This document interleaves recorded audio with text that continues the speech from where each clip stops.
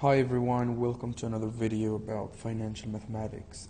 Today we're going to solve a few examples about the introduction to financial math and some of the problems that might actually face you when solving about financial mathematics. So let's continue. The first slide I have, first problem. John invests a sum of money in a retirement account and at a fixed annual interest rate of 2.63%. compounded continuously. After approximately how many years will the principal of $1,500 double? So let's just focus on the key parts here. The first thing is he's investing money in an account and his interest rate 2.63, that's R. So your rate is 2.63%. And he wants to compound this continuously, and we learned that compounded continuously means you're compounding infinite number of times. Then we have only one formula for compounding continuously: A equal P e to the power RT. Of course, T is your time. Okay, P is the principal, and A is your accumulated amount.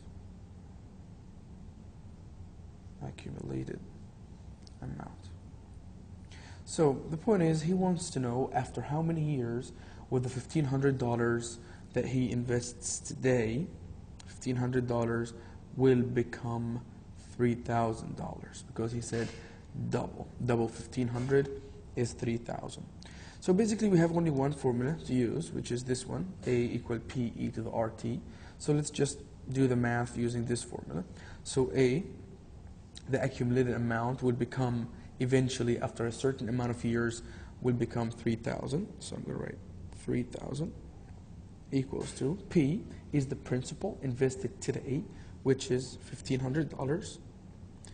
E to the power RT is the rate times the time. T, I don't know what it is, but R is given at 2.63%.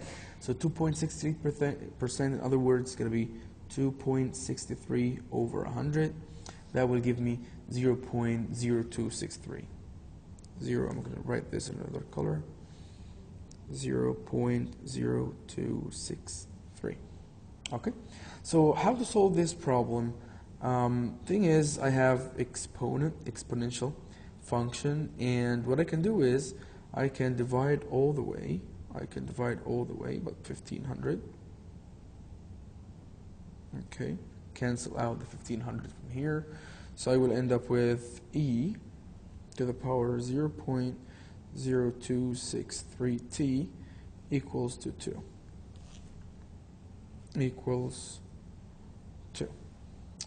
And the way you get rid of the e is by taking ln for both sides. So I'm going to take ln. So it's going to be ln e to the 0.0263t equals ln 2. And of course, ln and e are inverse operation. They cancel out. So I'm going to end up with 0.0263t equals to ln 2. Some arithmetic, you're going to end up that t equals to ln 2 over 0.0263, and t will become 26.36 years. In other words, that you can say that his accumulated amount, 3,000, will happen after 26.36 years, which is like in the 27th year. So in the 27th year, he's going to double his principal of today, which is a long period of time considering the 1,500 capital that he's investing. So that's how you solve accumulated continuously problems using A equals to P e to the power RT. Here we have another problem. Let's see what it says. It says, Anjali invests a sum of money in a retirement account with a fixed annual interest rate of 6.79, that's your R. Compounded continuously again, then if you read compounded continuously, that means the accumulated amount equals to the principal, e to the power interest rate times the time. He says after 20 years, that's your time, he's giving you the time, the balance reaches 14,037. So the balance reaches, so this is the accumulated amount, A. He says, what was the amount of initial investment, or what was the principal invested in this problem if it were compounded continuously to become $14,037 at this fixed rate? So what we're going to do is we're going to substitute A, because it's already given as 14,037.16 actually, equals to the principal, which we don't know, that's the required to find, e to the power RT. R is 6.79%, so it's going to be 6.79 over 100. So that will give me 0.0679 times the time. Already I know it's 20 years. Okay, so let's simplify for our equation a little bit. Then P is equals to 14,037.16 over e to the power 0.0679 times 20. And with the magic of calculators, you're going to get the answer of $3,610. So he initially invested $3,610 so that he gets 14,037.16 after 20 years, which is similar to the previous example, but instead of asking me to find the time it takes to double a certain amount compounded continuously, in this case he asked me to find the amount invested initially, which is another way of solving. Here in this question, it did not involve using ln, because everything was given in the exponential function. And that's how we do that. Here we have another question. Let's read it. It says, Hyun invests $8,589 in a retirement account with an interest rate of 7%. 7%, that's your R, that's your interest rate. Compounded quarterly, and compounded quarterly means it's 4 times. So it's going to be compounded every 3 months, so that's compounded quarterly. That means K is equal to 4, because I'm compounding 4 times. How long will it take for the account balance to reach that amount? How long will it take? So this is a compounded interest problem, a normal problem, and we are going to use the formula. We're going to use the formula A, the accumulated amount, equals to P E, sorry, that's the wrong formula. It's going to P 1 plus R over K to the power KT. And of course, K is the compound type, T is your time, P is the initial investment. So here, let's see what we have. We have P, it's given already, which is 8,589, because that's the amount he's investing. We also have A, which is the amount that's going to be reached in a certain amount of time, which is $21,337.85. And we're given the accumulated amount, the compounded type, which is 4. R is given at 7. So all we actually need to find is T. So how to find T? All right, so we're going to plug in the stuff here. So it's going to look like this. A is given at 21,337.85 equals to P, which is also given as an initial investment of $8,589 times 1 plus R, 7%. And again, we're not going to use 7. We're going to use 7 over 100, which is 0.07 over K, which is 4, to the power KT, which is 14. So as you can see, it's just an equation of only one variable. So I'm going to go ahead and divide both sides by 8,589 to get rid of it.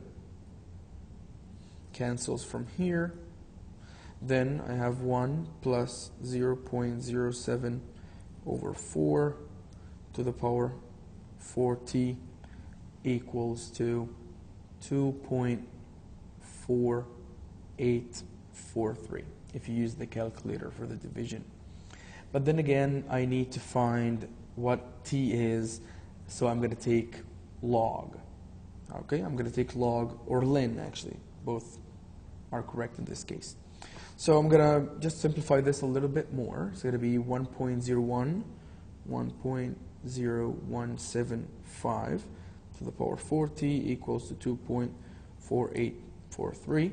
When I take log,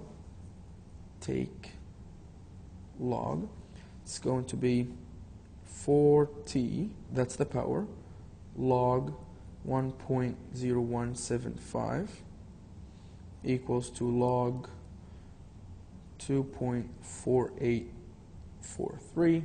So you're going to divide all the way by 4 log 1.0175, divide all the way by 4 log 1.0175, and this way I will actually cancel out that part from here to end up with t equals to 13.11 years. So that's your final answer.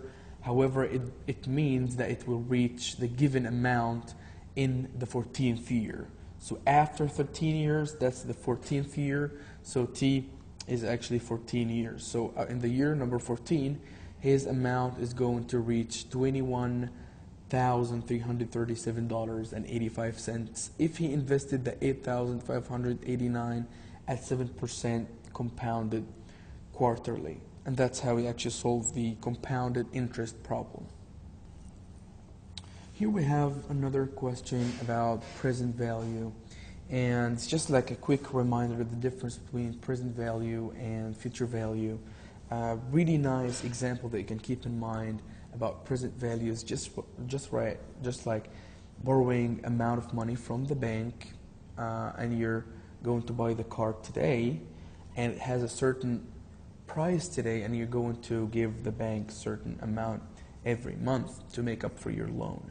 But future value is just like saving in the bank, so that the bank will give you a certain interest based on your savings. Then after a certain amount of years, you're going to have the amount of money for you to purchase your car.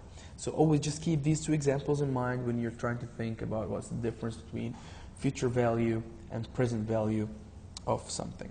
So let's see what this problem is all about. So in this case, it says find the periodic payment R, that's the amount that you pay every month, of a loan Jasmine took. So if she takes a loan, that's present value. That's pretty much explicit, but also he gives me that more explicitly in the question. So it says with a present value PV $50,000 and an annual rate of R equals 6.4%.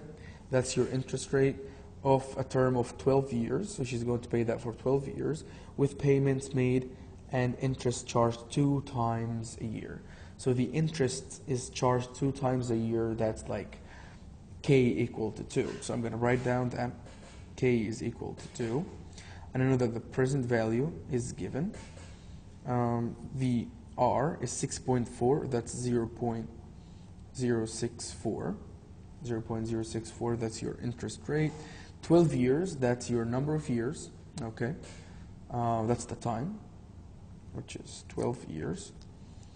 And that's it. So I'm going to go ahead and write the present value formula. So I know that the present value is equal to R, or the periodic payment, that's what's required in this question, times 1 minus 1 plus R over K to the power minus KT, all right, over R over K. Okay, and I think we have everything in place. I'm just going to go ahead and put everything in place. So the first thing I have is the present value, which is $50,000. So that's 50,000 equal to R, which I don't know, times 1 minus 1 plus R is giving at 0.064 over 2 times a year to the power negative 2 times 12. Okay, all of that is over to 0.64 0.64 over 2. So you're going to go ahead, use a calculator to calculate everything here, and you're going to divide by it. You're going to divide everything by that amount, which is going to take a little long on the calculator, but it's going to get there. So at the end of the day, so let's say if this is the answer on the calculator, if that's the answer, R will be $50,000 divided by that answer. And if you do this correctly, you're going to end up with R equals to $3,016.34. So that's the periodic payment that this girl needs to make every single month for her to get that amount today from a bank or from somebody who's charging 6.4 interest rate for 12 years if they're going to compound the interest twice a year. All right? And that's pretty much almost all ideas of the mathematics of finance. There are, of course, other ideas about the future value and other things, but it's just feel free to ask any questions in the comments or reach out to me via email. All right? Yeah, have a good day.